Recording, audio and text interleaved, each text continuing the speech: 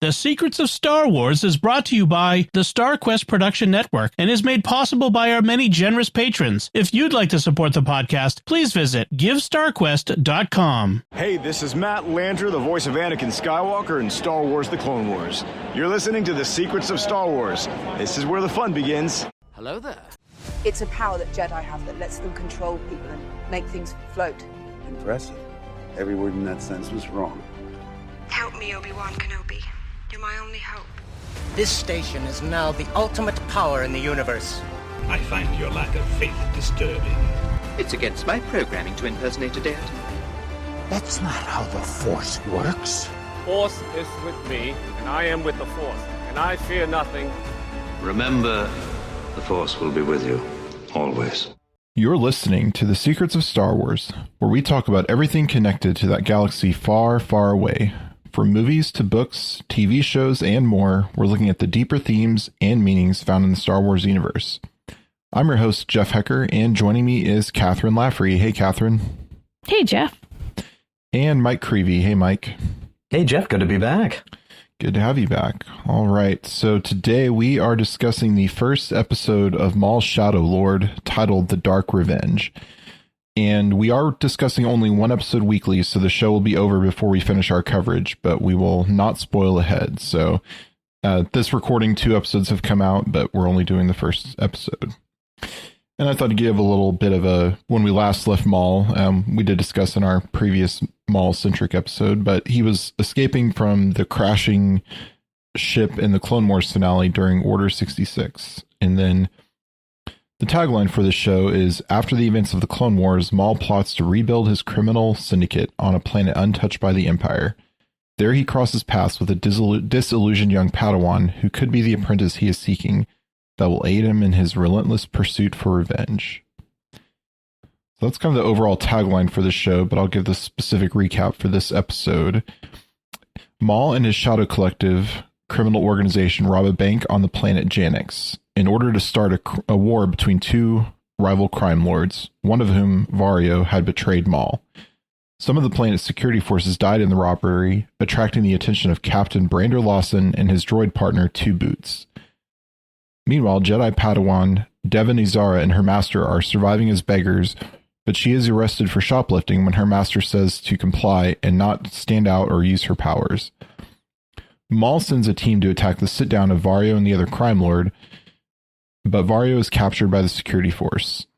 Maul and his forces attack the police building to kill Vario, but Vario convinces Maul to spare his life in exchange for helping him take out the leader of the Pikes, and Maul notices Devon in the holding cell. All right, so not too much going on in this first one. I mean, there is, but it definitely picks up more in the second. But what were your overall impressions of this episode, Kathryn? There's everything going on in this episode. Yeah, let's just say from the opening tagline to the music, it was just, yes, Maul. I don't know how else to describe it. I mean, the artwork, everything is just, there's so much to talk about. I love it. It's fabulous. And what about you, Mike? What were your initial impressions?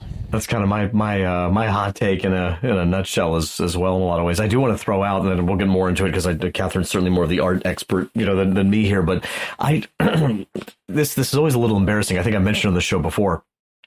I know everything I need to know about how important I feel like I know everything I need to know about how important Blade Runner supposedly is to have seen. And I've never seen it. I will soon. But like the reason I bring it up is because it's come up before as far as like some aesthetic, sometimes it shows up in sci-fi that has like a Blade Runner feel. And I don't know, like there were certain things in it just from what I've heard and from what I've seen, like clips of the movie and stuff like that I think that may have been an influence here for sure. But there was I really got a kick out of this, like, this character. We'll talk more about this Lawson character. I'll share more about why I find him interesting, but he's my favorite character so far. I think he's really cool. Awesome. Yeah, no, I really like the premiere, and I think the second episode, I think I did like better just because like the first one's always a little bit of a kind of it's got to set everything up. And so there was, I feel like the second episode is really dig into the meat. So the first one's a little bit more service level, but I did really like it. And, so far the show, just they keep getting, like, I know the live action shows have been hit or miss. Some, and even within the show, they're inconsistent. Sometimes they're great episodes, sometimes there's not so great, but Maul so far just seems just like the other animation, like Bad Batch and the Clone Wars season 7, really just like it's hitting on all cylinders. Like, it looks incredible. The animation gets better and better every single show they do. Like, it's parts of it almost look like it's a real background. It's that good. And even some of the characters, when it's very well lit, you obviously tell they're animated, but in the shadows, sometimes you're like, that looks almost like a real person there. So yeah. I love that the animation just is getting, continue to improve, and like the feel and aesthetic of the show, it is very Blade Runner-esque, like you said, Mike. And I think that's been an influence with Coruscant from the beginning of when we first saw it in Star Wars, and at least in episode 2, I think, when we kind of see the underworld a little bit. But it's this planet Janix is definitely more of like, it's like a Coruscant, analog, because it's untouched by the Empire, at least as of right now, and they talk about that in this episode. So we don't quite know, is this outside of the Empire's, like, is it part of the Empire and they just haven't gotten around to sending an Imperial governor yet, or what? So. But yeah, I do really like the show, and we get to see Maul in action a little bit in the first, which is just, I think we saw that in the trailer, but it still looked incredible. Seeing him spinning the saber I think he's just one of the most iconic villains and characters in Star Wars. So it's great to have him kind of have his own project that focuses on him now. So, but yeah. And I say this as a pun, he outshines Darth Vader as a villain. Especially the shine part, and I'll get to that later. Oh, and one thing I forgot to mention, if I may, I don't know much about it. I forgot to look it up ahead of time, but I'd heard, fans of the show will probably know better than me, but I think there's definitely a lot of, like, this whole vibe, right? This, the seedy kind of underbelly kind of thing, and the crime, and we get some of that with, like, Hutts and stuff in like Mandalorian and stuff, but like in the Bounty Hunters, like that kind of world. I know George wanted to do, I was looking up Star Wars 1313, right? Wasn't that the thing that the level 1313 in Coruscant they were going to explore? It was supposed to be a live action Star Wars show, but they had budget issues and were never able to get it off the ground. So my understanding, if I remember correctly, is a lot of that has sort of found its way into various things we've seen, even some of Andor, I think. And so this definitely seems to have that vibe for sure. And I think it's a really cool thing to explore. Yeah. It's interesting because, like, first impression, within the first 15 seconds of the show, I had old school Batman, old school police drama, crime, and mobster stuff. Just all right in front of my face. It was like, yep. Like, and of course, they Tracy? had to add Almost, walking down the walls. Like, yeah. So it had very Dark Knight, right, and crime fighter stuff, and the old black and white detective shows. It was so well done, as being, like George Lucas always likes, it should rhyme. It's got familiar and new at the same time. Sure. Yeah, and because they've never really done episodes like criminal underworld episodes within Clone Wars primarily, and then we've seen it in The Mandalorian some, and then there was the Tales of the Underworld, but those were, just very small snippets. Short, yeah. So this is like the first full show we're getting, and also they did confirm a season 2 is in, I believe I think they said in development. Nice. If not ordered, but that's something Filoni said. So that is sweet. Don't know when, could be a year, could be a year and a half, 2 years, but anyway, this is the first kind of criminal centric show, like crime lord underworld type specific show that we're getting, which I think is really interesting, because Star Wars has always been in that, in that sphere, like even from A New Hope, Han Solo is part of that smuggling underworld, but now we're getting to see kind of a full kind of show from that. And also, seeing the counterpoint to the police, trying to contend with that, with Captain Lawson. So, but yeah, before we kind of jump to the new characters, aside from Maul, of course, in this show, we have Rook Cass, who's a character from the Clone Wars show. She was originally from the Son of Dathomir comic, which I think we talked about a little bit. But then she appeared in the Clone Wars season 7 as one of the what the internet calls the Maul-DeLoreans, the Mandalorians who kind of pledged to Maul, and she decorates her armor and puts horns on it, kind of like Maul. So, and we actually had her briefly before that, but unnamed. Okay. In the Clone Wars season when Maul kills Obi-Wan's girlfriend. Oh, okay. Oh, yeah, right. Yeah, but so she's here, but she's getting, a much more, she's almost Maul's apprentice in this. She's kind of his second in command, and which I think could be an interesting dynamic between her and Devin, because if Maul wants to take Devin as his apprentice, where does that leave Rook? But what did y'all think of Rook in this episode, or just any? I know she wasn't in it too much this one. She's more, I think, in it the second one. But it was good to see her as a familiar character, and where her whole background is from those previous episodes, and then just to see her a little darker, a little more ambitious, and you can see there's going to be some tension when Maul takes on an apprentice, because she sees herself as second in command. So any apprentice would be a threat to her. Well, and yeah, she's, I didn't go back and do too much of a deep dive into her character, but I remember her, of course, through there. And I seem to remember, we talked a little bit before, I think, about that. I forget now which comic it was, right? The comic where Son of Dathomir, that was it. Yeah, right. So, because to have her in that breakout scene, and here you do have, I agree with you, Jeff, you have someone who's, for whatever reason, I'm not too clear on her motivations here. If it's just she thinks this is her best shot, with this guy, to kind of ride the wave. But she definitely has invested a lot in him and supporting him, when he seems to be out of the picture and all this, and like risking death to save him and all this. So yeah, that'll be an interesting dynamic for sure. Yeah, because I believe at the end of Clone Wars, when Maul got arrested, she was also taken into custody by the Republic / Bo-Katan and that group. So I'm thinking, Maul probably went and got her out at some point after he escaped. So, right. Like his group, his criminal organization was kind of broken up for the most part at the end of Clone Wars. And so I think we're going to see, and he's trying to reform that, I think, and which will eventually become Crimson Dawn that we see in like Solo and other things.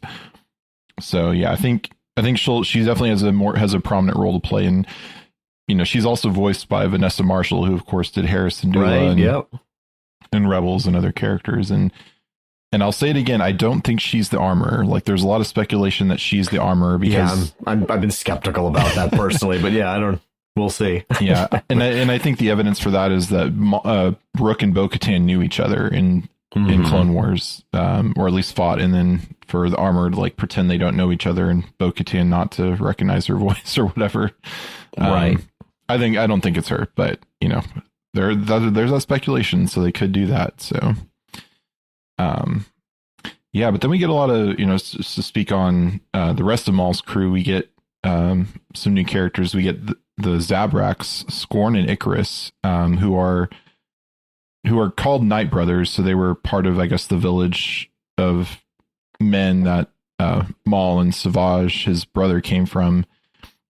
And, they're kind of just his, seeming like his henchmen, but I'm curious to see kind of their role that they'll play in this season. Cause they don't really have much dialogue, I don't think, in this one, but they're just kind of there as his muscle.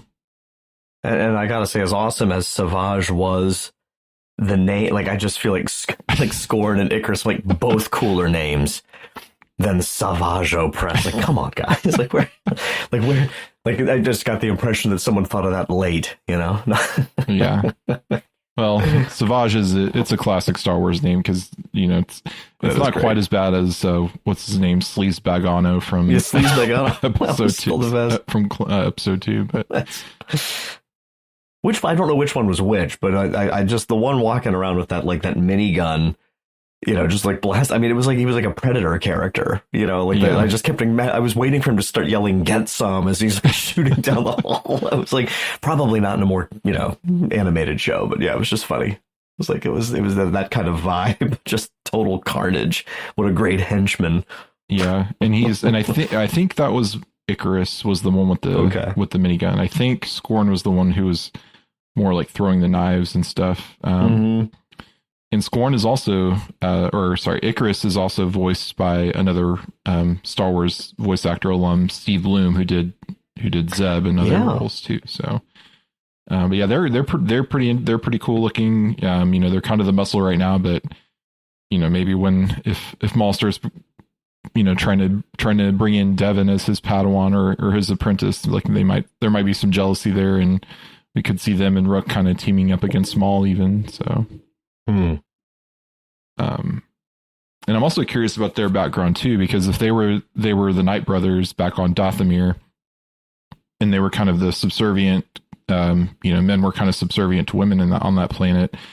Like when the Night Sisters were all killed, what happened to all these guys? And I don't know if Maul just went back and recruited, whoever wanted to come and killed the rest or something, but yeah, there's an opportunity for some flashbacks to see some of this stuff too, and even to see Maul, the breakout from the prison that got Maul. That was between season 5 and season 7 of Clone Wars, because we don't see that on screen. We just get get that it happened. So I did want to mention too, real quick. This was kind of cool. I don't know if you guys noticed.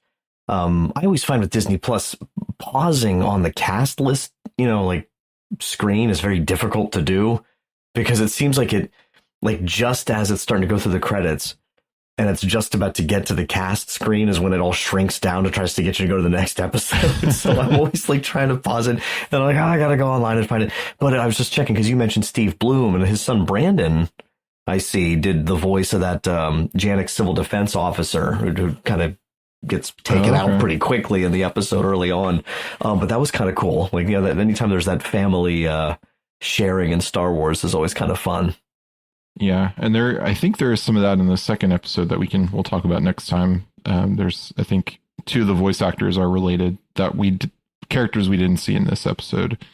But yeah, and then we, on the other side of things, we get Captain Brander Lawson and his partner Two Boots. What did y'all think of their introduction in this episode? I really like the character Lawson. He's intriguing, because you can tell he's holding back so much of himself. And so, you want to know his backstory.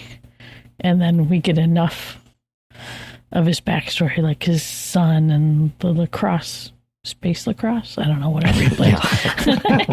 But so it's just kind of interesting. And then obviously broken family situation. And but you didn't know that at first, right? Because he had the picture at work. With the wife and the son, that was a neat detail, right? So yeah.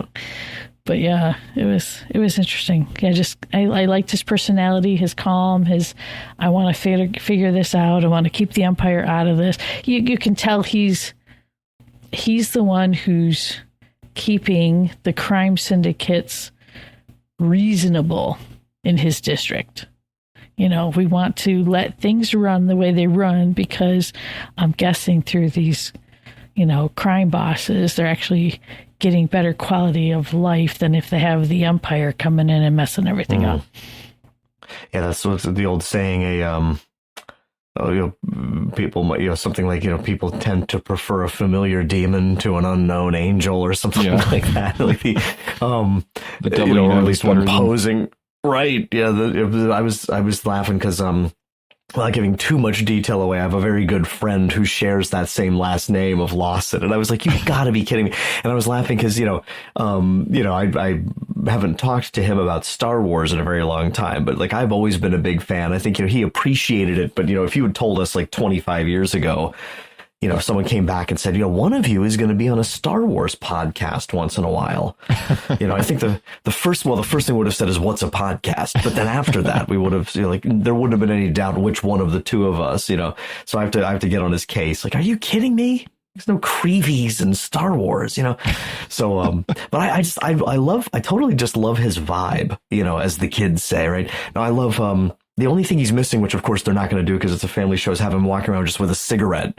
Because he looks so, like, he's got that jacket on with the mustache and the combed hair. Like, he just totally looks like this, like you said, Kathryn, like he could be, swap him out with like a zoot suit and a fedora or something. And he's like, he fits so perfectly, like in any of those old crime shows and stuff.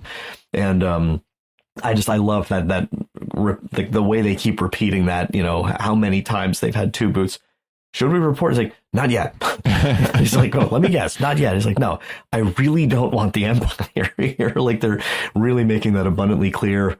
And, sometimes you can overdo the backstory with that. I think, Kathryn, you're right. It's probably just as simple as, I don't want them here, but I do wonder a little bit if there's, any more to it than that. He did say he hasn't seen a laser sword, right, since the, I might be getting ahead of us there, but since the Clone Wars. So I don't know if there's a background with him, Clone Wars background of some kind.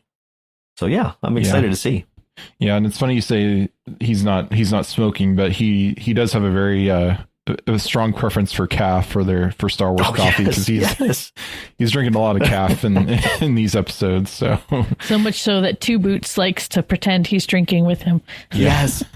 You know what I thought of? I don't know if you guys or anyone else watching this has seen the most recent, and I'm not necessarily advocating, there's none, child friendly stuff in it, but I loved the Naked Gun remake with Liam Neeson. Had a lot of funny moments in it last summer when that came out. And one of the tropes all through that movie is they're constantly getting new, like, they'll have coffee in every scene and some random sergeant comes off and hands them a new coffee and they throw the old coffee away. Like, it's never ending. So I couldn't help but laugh at that. I was like, it's the same kind of thing. Yeah.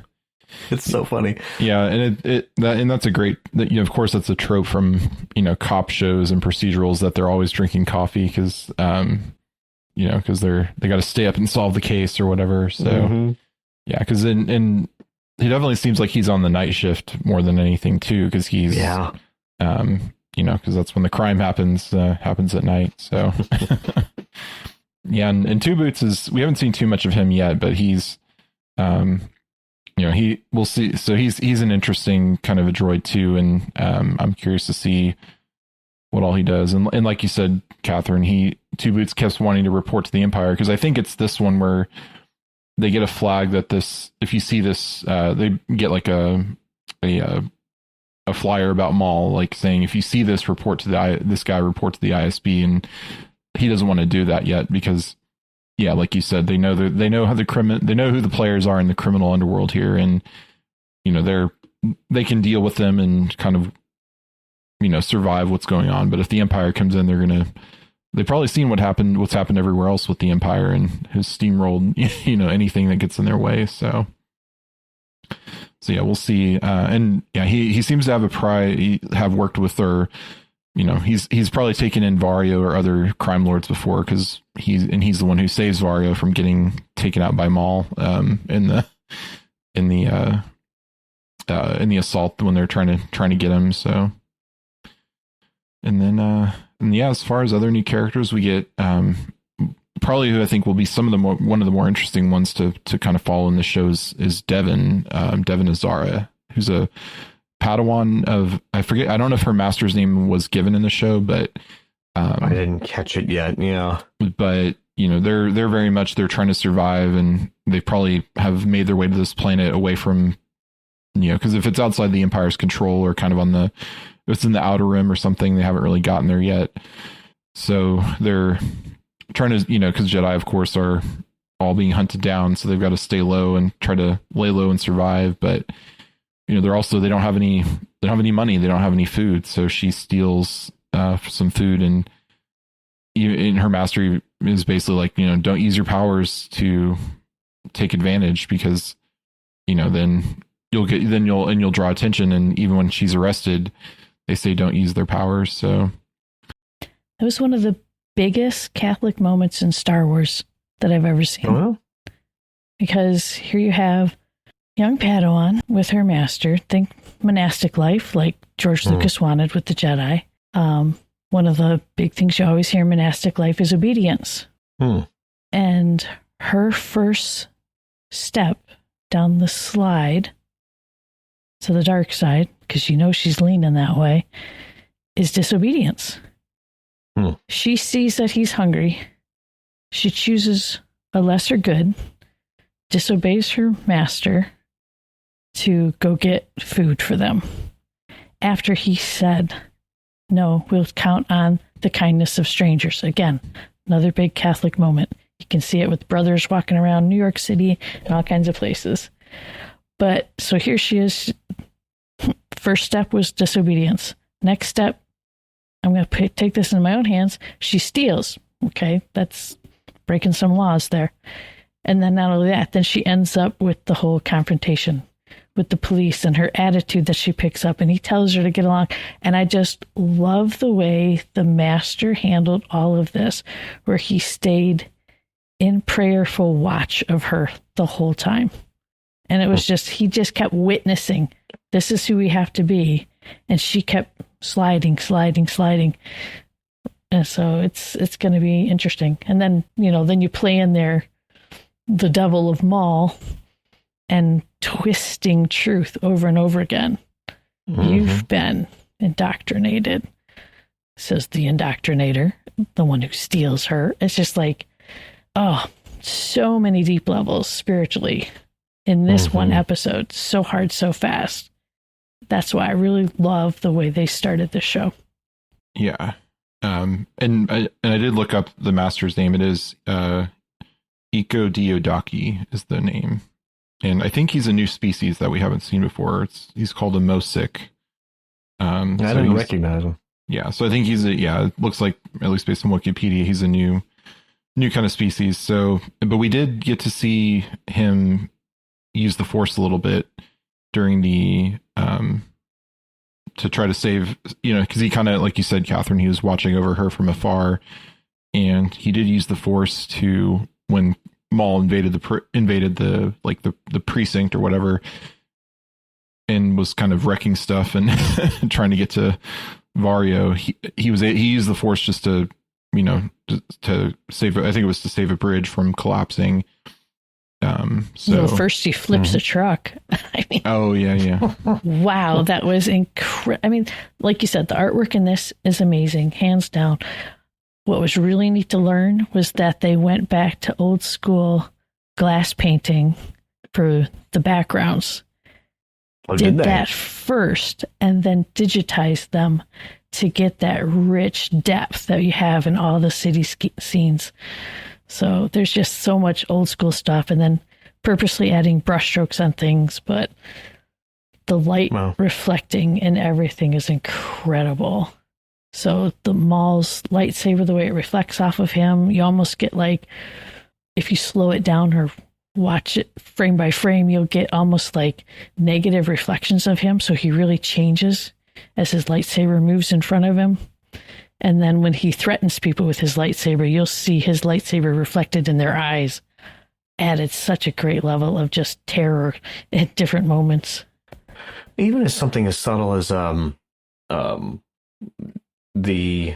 think it's early on. I think Lawson just goes like this with his hair. And I laughed because that was the thing that you'd hear about all the time. Like at the beginning of Clone Wars, it was wooden, like they would be compared to like Pinocchio or something.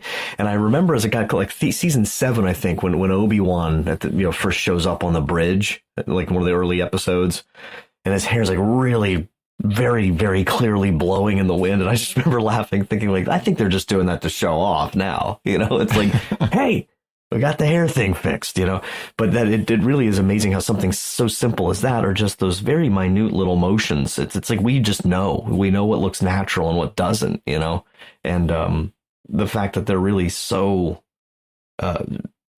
detail oriented with that, is just really special. Yeah. Yeah, no, it's just incredible looking, and definitely looking forward to seeing, because this is in the first one, like what other, and there wasn't even a ton of like lightsaber type of action or anything. So I'm curious. I'm very excited to see where else that goes. But I'm curious what your reaction was to when Maul first arrives in this episode. I want to know how both of you guys reacted to that. It was, because then they start playing the some of the Revenge of the Sith or Duel of the Fates kind of soundtrack. Duel of the Fates. Yeah, Duel of the Fates. But like slightly twisted. Yeah. Oh, yeah. I don't know if did you guys watch it with surround sound on? No. I might have had AirPods in, which might have assisted a little with some of it, but we had the surround sound going, and our favorite thing to do with Star Wars is crank it up so the windows are vibrating. No, not that much, but when his ship comes and the wings turn down and you get the roar and the fire pouring out, and then the maw of death opens up so that Darth Maul can walk out. It was incredible, just the sound, and then having Duel of the Fates going. I rewatched it again with my youngest daughter. She came over and she's like, "Can I please watch this with you?" And I was like, "Yes, I want to watch it again." And as soon as that happened, she's just like, "Yes, the best villain ever." Did you guys see they just released this in the last day or so that apparently I have to go back and really listen to how they've done it, but they said that from a sound engineering standpoint that for this show they've factored in somehow Sam Witwer's screams into the sound effect of the lightsaber. Yes. I was like, that is awesome. And then the big crime boss who ends up dying, the one with the 3 eyes. Yeah. His voice in surround sound had a reverberating bass. Sometimes before he would say a word. So it was almost like you could hear him inhaling with this bass rumble. It was really cool. What was his name again? I was trying to look. I missed that. Demas? Demas, yeah. Something. Yes, that's right. Okay. Yeah. I didn't write his name down because he's not in it. He's very long. Yeah, not quite that long. Yeah. I saw him and went, Kingpin. Yeah. Was that? Oh, no kidding. I just looked up. Apparently, he was voiced by John Carroll Lynch, who is I believe, Drew Carey's brother on the Drew Carey Show. If you remember, I used to watch that years ago. But I believe he's a Catholic University of America grad, as am I. So we have a CUA grad, at least one in Star Wars now too. That's great.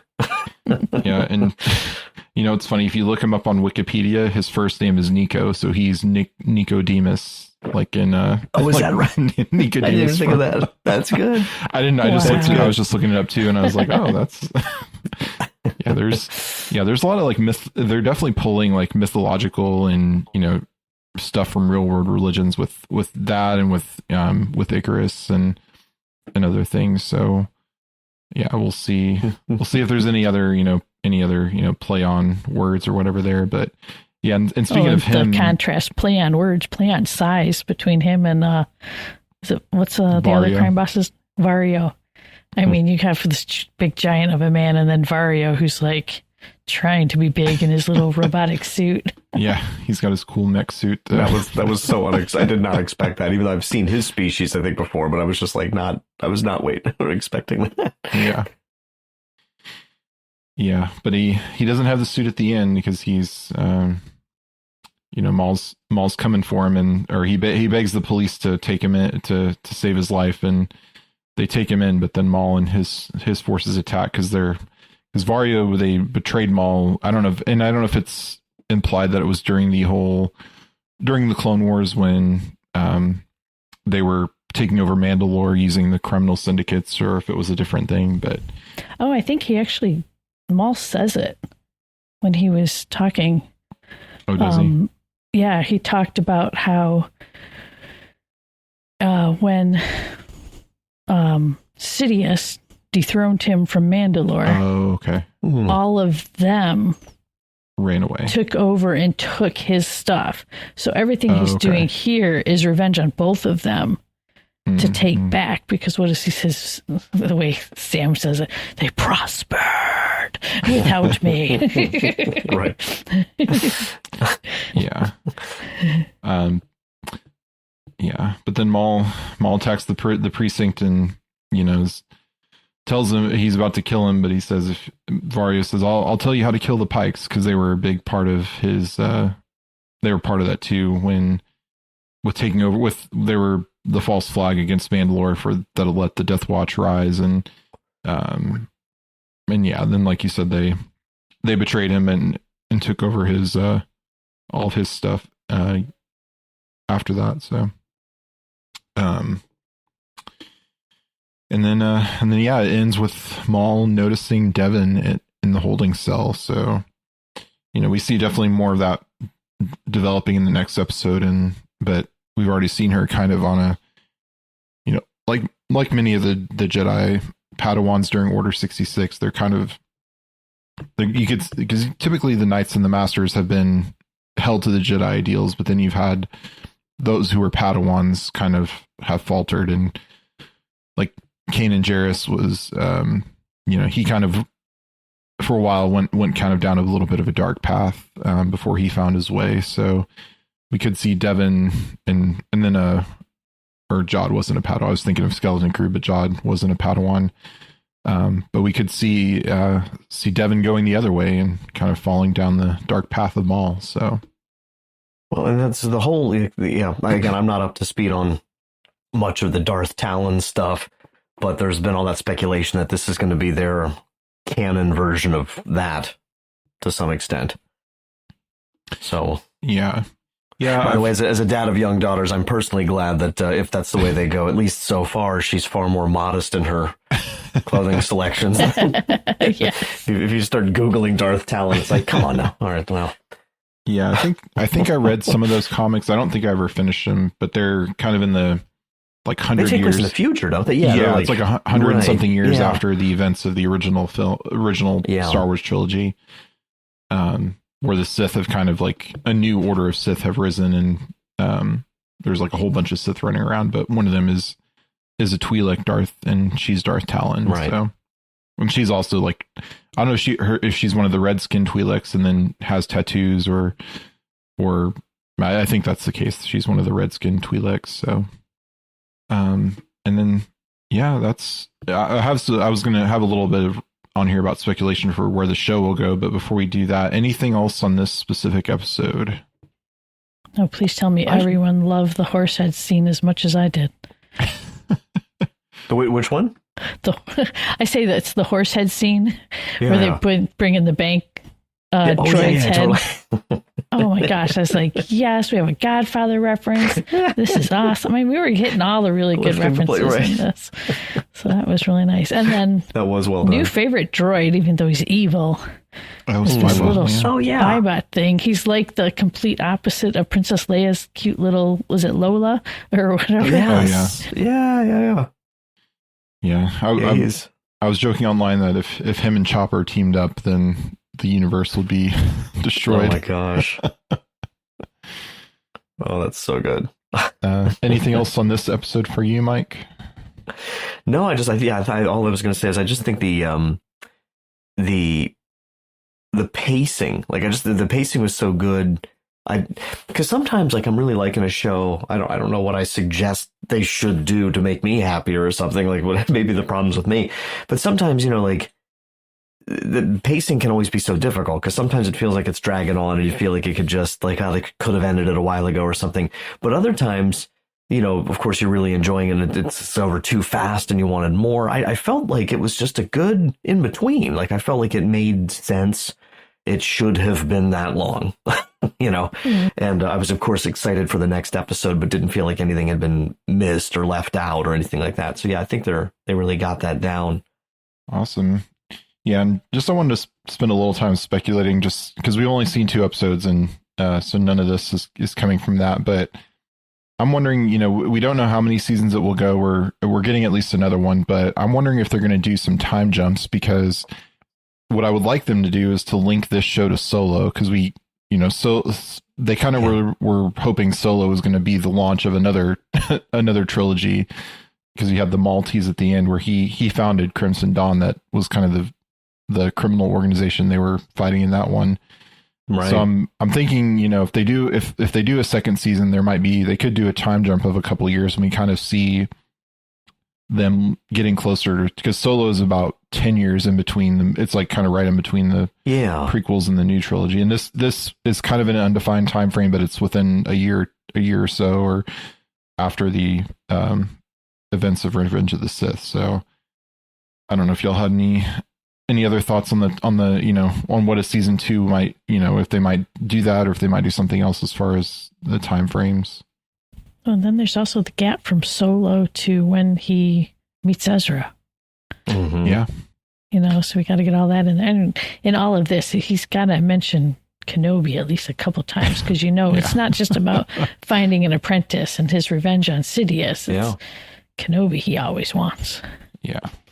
Yeah, I think some of the fun speculation I saw was about, like something like that, some sort of time jump, and then maybe we find out that that Devon actually like maybe does become this apprentice figure. The trailers seem to really suggest that pretty heavily, but that maybe, and in some interesting twist, maybe she ends up being the one who maroons him, and then she vanishes off into the the ether or whatever to be retrieved for later shows, which like the way I just phrased it reminded me of the like when White Vision like disappears in WandaVision, and I saw somebody joking about it online. He's like, where does he go? He's like off into the MCU to be retrieved when necessary. But the idea, like, he's out there somewhere. But no, I think that might be a neat way, with so much live action that's taking place post original trilogy.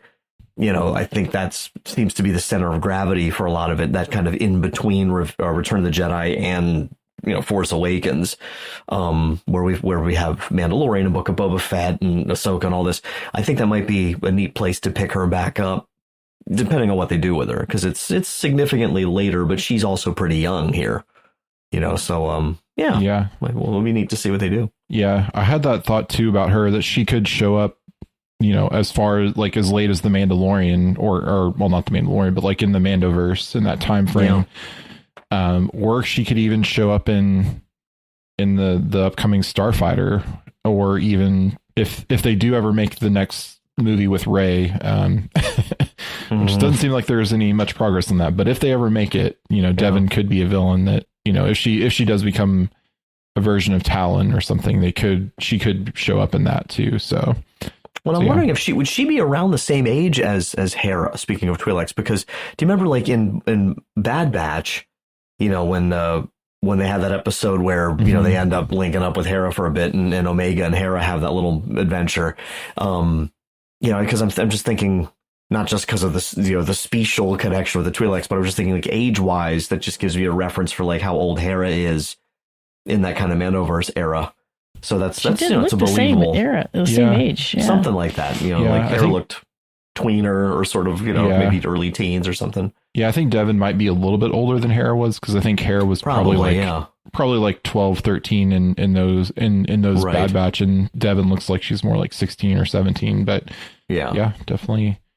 And then I think in the trailer, the possibility of her and her master dying at the end of this season. Yeah. Like she might be following after Maul too much. Her master manages to save her, but they both die at the end. Or she kills her master. Oh God! Don't go sad. Yeah, and then another part of this from the trailer, Marok, we saw him in Ahsoka. Yeah. But he will be here, so we could see his what made him into the big green gas bag of which did surprise me when that happened. That was absolutely, I just didn't really see that coming, the way of revealing like, oh yeah, no, he was already dead. Yeah. Or whatever it is. So like, oh wow, okay. So I think at some point Maul will have to fight him, but then I think in this, if not in this season, I think in this series, we'll also see Maul and Vader finally face off, because that's what in Rebels. That's what when they get to Malachor, the Ghost Crew says, "I don't think they were talking about the Inquisitors. They're not here looking for us. They're looking for Maul." So I think there's the Shadow. They call him the Shadow. Yeah. Mm-hmm. So I think there's going to be there. I think with a show like this, like that's like that would be an ultimate way to show like the power of Vader is to have him and Maul fight. So I think that would be really cool if they do that. And that may be more like the series finale or type of thing, because to build it up more. But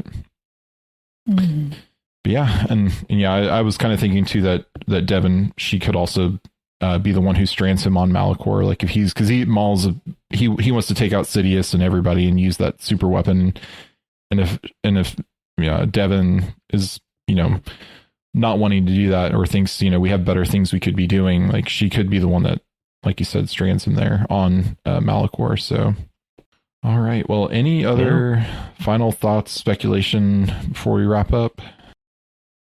I'm just excited, and I got to admit, because I didn't. I had everything down on the calendar. I knew this was coming up. It wasn't like I was neglecting it, just the busyness of life.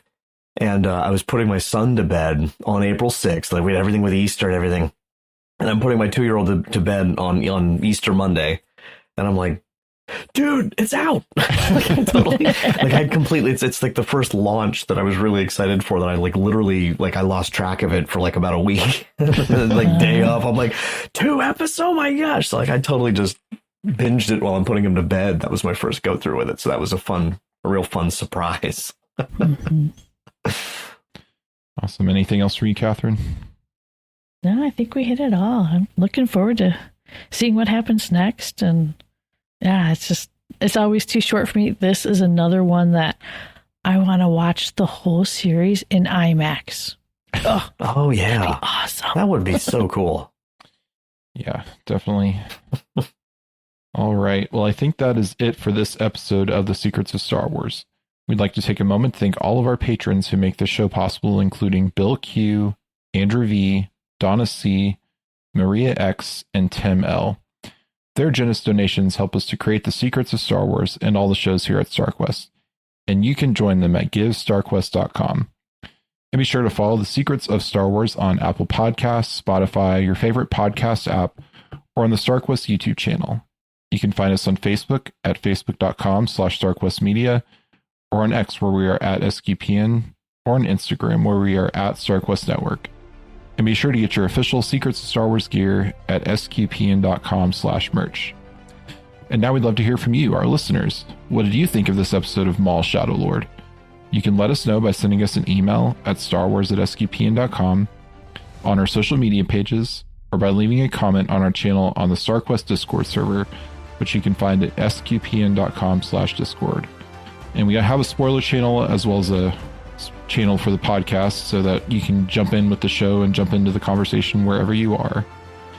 So join us next time for our coverage of the second episode of Maul's Shadow Lord.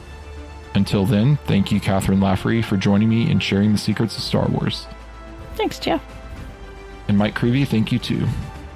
Hey, anytime, thanks. And once again, I'm Jeff Haecker. Thank you for listening to The Secrets of Star Wars on StarQuest. Here's another show on the StarQuest Network you're sure to enjoy. The Secrets of Technology. Find it wherever fine podcasts are found, or at sqpn.com/technology.